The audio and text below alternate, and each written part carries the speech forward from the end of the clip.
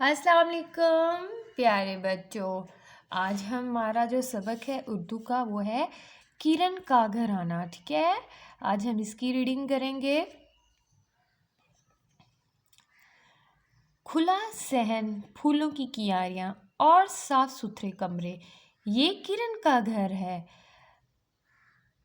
सामने अम्मी जान और अब्बू जान का कमरा है। साथ वाले कमरे में किरण और उसका भाई असद रहते हैं। उससे अगला कमरा दादी जान का है। लो देखो, असद और किरण दादी जान के कमरे में बैठे हैं।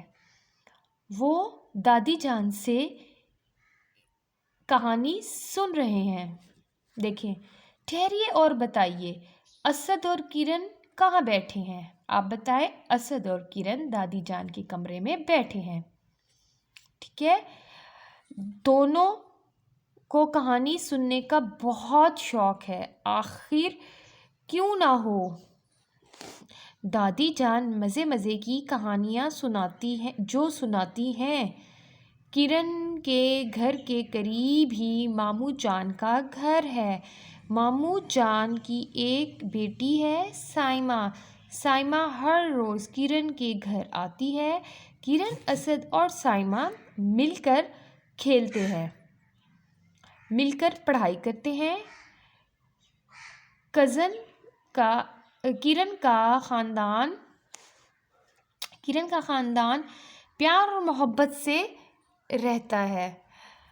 सब लोग उनकी तारीफ़ करते हैं।